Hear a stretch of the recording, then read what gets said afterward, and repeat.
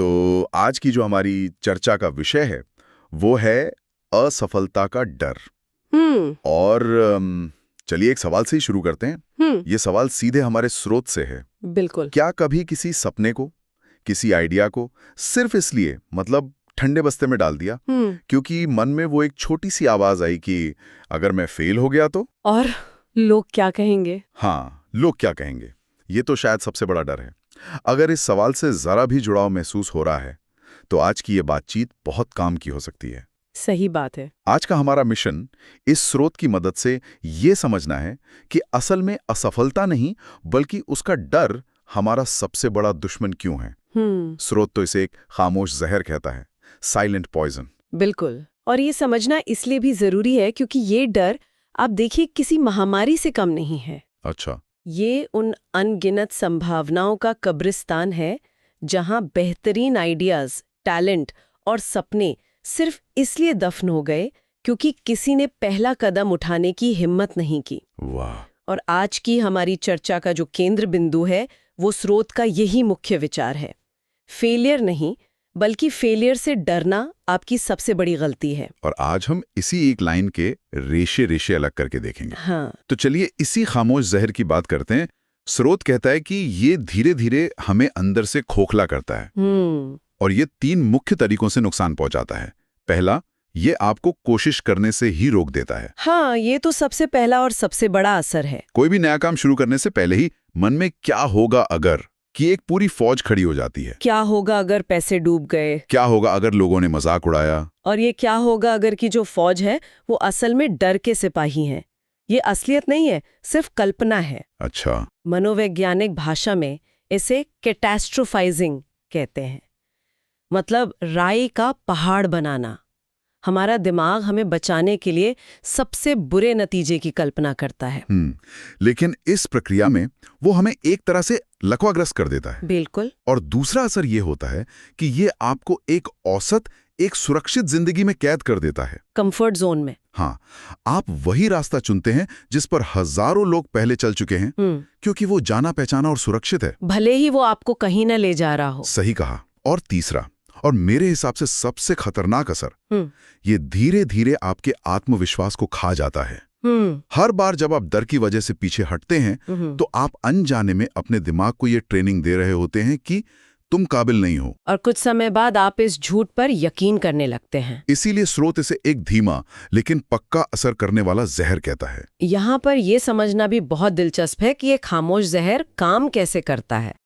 ये सीधे तौर पे हमला नहीं करता, ये हमारे दिमाग के देखने का नजरिया ही बदल देता है। मतलब ये हमें हर नई संभावना में एक अवसर की जगह एक खतरा देखने पर मजबूर करता है।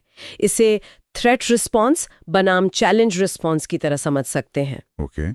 जब हम किसी स्थिति को खतरे की तरह देखते हैं तो हमारा दिमाग फाइट और फ्लाइट मोड में चला जाता है, लड़ो या भागो। और जब चुनौती की तरह देखते हैं तब हमारा दिमाग उसे हल करने के लिए तैयार होता है, वो उत्साहित होता है। असफलता का डर हमारे दिमाग के अलार्म सिस्टम को इतना संवेदनशील बना देता है कि वो टोस्ट जलने पर भी घर में आग लगने जैसा शोर मचाने लगता है। बिल्कुल। छोटी छोटी चुनौतियों को भी वो एक जानलेवा खतरे की तरह देखने लगता है। हमारे स्रोत में इसी बात को समझाने के लिए एक बहुत ही सीधी साधी लेकिन असरदार कहानी है। अच्छा। कहानी एक ऐसे लड़की की है जिसके सपने तो आसमान छूने के थे, लेकिन उसकी हिम्मत जमीन पर रेंग रही थी। वो एक कमाल का आर्टिस्ट था, पर उसने अपनी कला को कभी दुनिया के सामने नहीं रखा। डर की वजह से? हाँ। जब भी वो कुछ नया करने की सोचता, उसका मन उसे 2 बातें कहकर रोक देता था। क्या? पहली, अभी सही समय नहीं है, थोड़ी और तैयारी कर लूं, फिर कोशिश करूंगा। बाद में करूंगा। ये तो डर का सबसे आम बहाना है। ये टालमटोल है जो डर से ही पैदा होती है। बिल्कुल। और दूसरी बात थी, अगर लोगों को मेरा काम पसंद नहीं आया तो? अगर मैं फेल हो गया तो क्या होगा? भविष्य की चिंता, जो अभी हुआ ही नहीं उसमें जीना। सही कहा।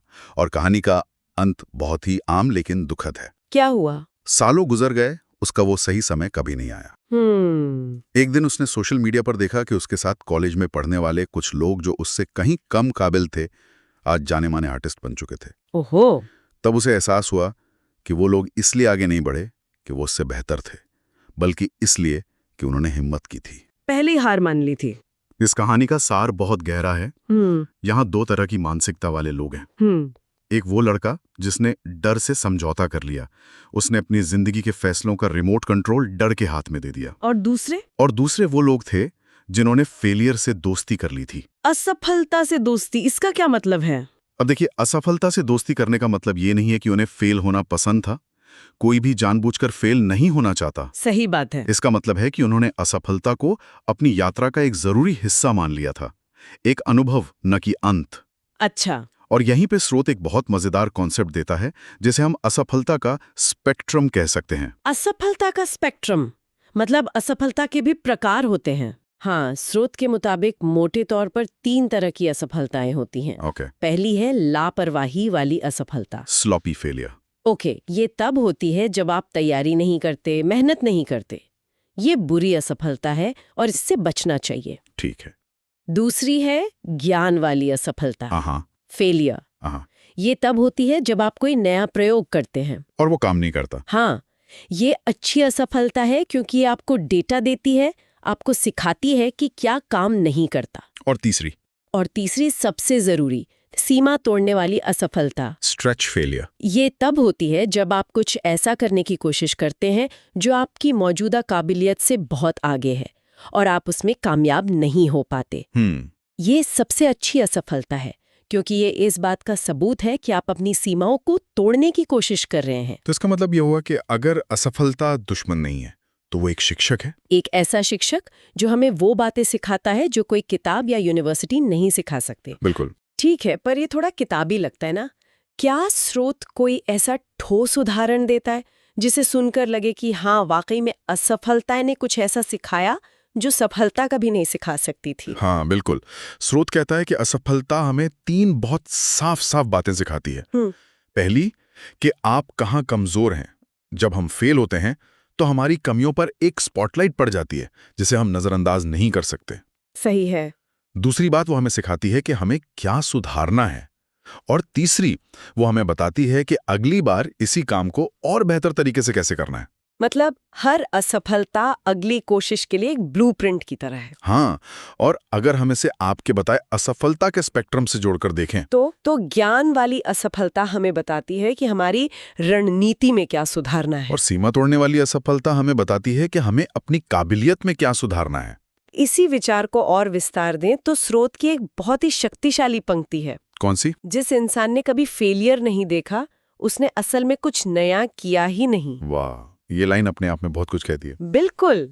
इसका सीधा मतलब है कि असफलता इस बात का सबूत है कि व्यक्ति कोशिश कर रहा है, वो सीमा तोड़ने वाली असफलता को गले लगा रहा है। तो अगर किसी के बायोडेटा में सिर्फ सफलताएं ही लिखी हैं, तो इसका एक मतलब ये भी हो सकता है कि उसने कभी अपनी जिंदगी में कोई बड़ा रिस्क ही नहीं लिया, वो हमेशा सुरक्षित खेलता रहा। और आज की दुनिया में तो कोशिश ना करना ही सबसे बड़ा खतरा है। सही बात। लेकिन सवाल यह है कि ये डर हमारे अंदर इतना गहरा बैठ कैसे गया? हम पैदा तो डर के साथ नहीं होते। नहीं। स्रोत इसका कारण हमारी सामाजिक परवरिश को बताता है। वो कहता है कि हमें बचपन से ये सिखाया गया है कि फेल मत होना, गलती मत करना, रिस्क मत लेना। मतलब हमारे स्कूल के रिपोर्ट कार्ड का पूरा सिस्टम ही गलत था। हाँ, बिल्कुल। वो लाल निशान का मतलब बेवकूफ नहीं, बल्कि कोशिश की होना चाहिए था। हाँ, स्कूल की मार्कशीट से लेकर समाज की उम्मीदों तक हर जगह हमें सिर्फ एक ही संदेश दिया गया, सफलता ही सब कुछ है और असफलता एक शर्म की बात है। हमें ये तो सिखाया गया कि टॉप कैसे करना है, लेकिन किसी ने ये नहीं सिखाया कि अगर गिर जाओ तो उठना कैसे है और इसका असर क्या होता है। स्रोत के शब्दों में, इसी डर ने लाखों सपनों को पैदा होने से पहले ही मार दिया। हाँ, लेकिन इसमें एक और गहरा पहलू है। समाज ऐसा करता क्यों है? क्यों? इसके पीछे एक तरह का विकासवादी मतलब एवोल्यूशनरी कारण है। हजारों सालों तक इंसानों के लिए सबसे जरूरी चीज थी सुरक्षा। सही है। गलती करने का मतलब होता था मौत। अगर आपने गलत मशरूम खा लिया या किसी खतरनाक जानवर के इलाके में चले गए तो आपको दूसरा मौका नहीं मिलता था। बात तो सही है। इसलिए हमारे समाज ने सुरक्षा और परंपरा को इनोवेशन से ज्यादा महत्व देना सीखा। लेकिन आज की दुनिया बदल चुकी है। हमारा सामाजिक सॉफ्टवेयर पुराना हो चुका है, लेकिन हार्डवेयर यानी दुनिया अपग्रेड हो गया है और इसी मिसमैच की वजह से ये डर और भी बड़ा हो गया है। इसी से जुड़ा हुआ एक और दिलचस्प पहलू है सफलता का सच। हम अक्सर सफल लोगों को देखते हैं और हमें लगता है कि उनकी यात्रा सीधी और आसान रही होगी, लेकिन स्रोत हमें याद दिलाता है कि ये एक बहुत बड़ा भ्रम है।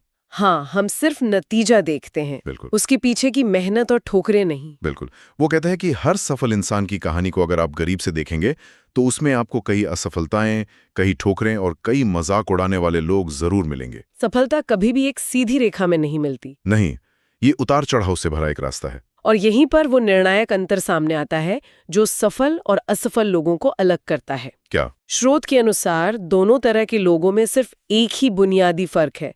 सक्सेसफुल लोग फेलियर से सीखते हैं और बाकी लोग फेलियर से भागते हैं। ये एक चुनाव है। बिल्कुल। हर असफलता एक चौराहे की तरह होती है।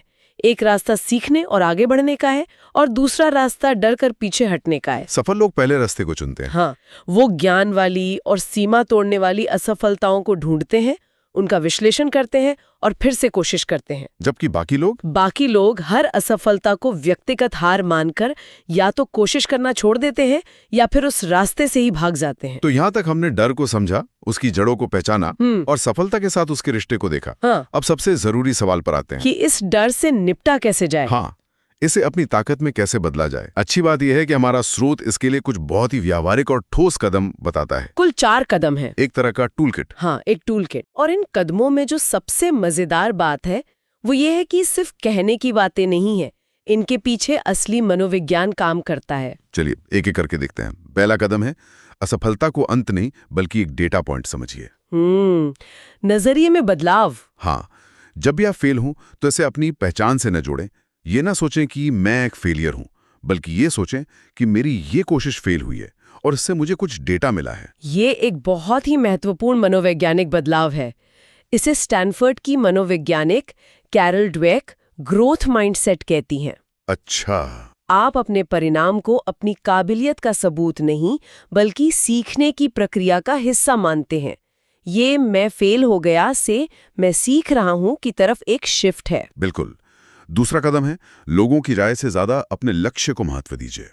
लोग क्या कहेंगे, ये एक ऐसा डर है जो शायद सबसे ज्यादा सपनों को मारता है। हाँ, लेकिन इसमें एक संतुलन साधना भी जरूरी है ना? मतलब हर राय को नजरअंदाज करना भी तो खतरनाक हो सकता है। रचनात्मक आलोचना और बेमतलब की बातों में फर्क करना भी एक कला है। सही कहा। जरूरी ये है कि आप ये तय करें कि किसकी राय आपके लिए मायने रखती है और किसकी नहीं। उन लोगों की सुने जो उस रास्ते पर चल चुके हैं, ना कि उनकी जो सिर्फ किनारे पर खड़े होकर तमाशा देख रहे हैं। बहुत सही बात कही। तीसरा कदम एक सवाल के रूप में है।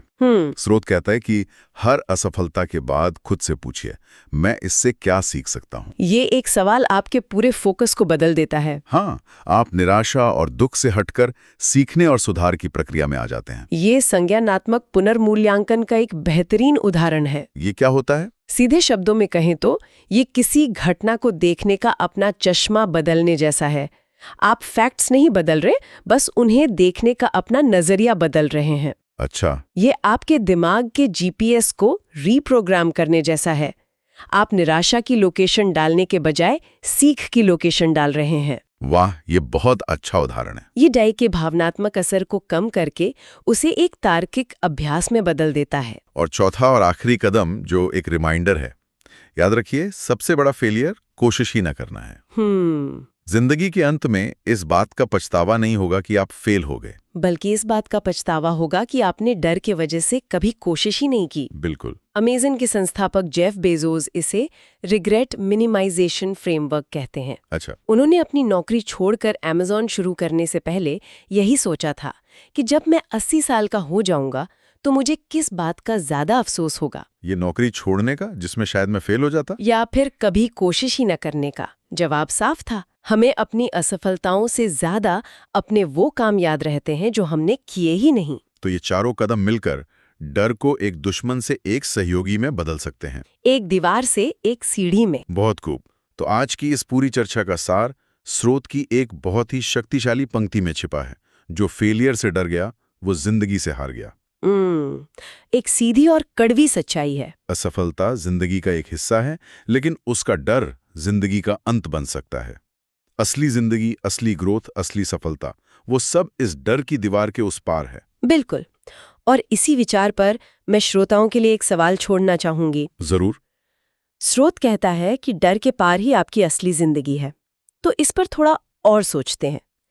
अगर असफलता और सीखना उस डर के दूसरी तरफ का इनाम है, तो क्या ऐसा हो सकता है कि हर बार जब हमें डर महसूस हो, वो पेट में होने वाली गुड़गुड़, हाँ, वो धड़कन का तेज होना, तो वो असल में इस बात का संकेत हो कि हम सही रास्ते पर हैं, कि हम कुछ महत्वपूर्ण और अपनी मौजूदा सीमाओं से बड़ा करने के बहुत करीब पहुंच रहे हैं? अच्छा। क्या डर एक स्टॉप साइन नहीं, बल्कि एक दिशा सूचक है जो बता रहा है कि ग्रोथ का रास्ता यहीं से होकर जाता है?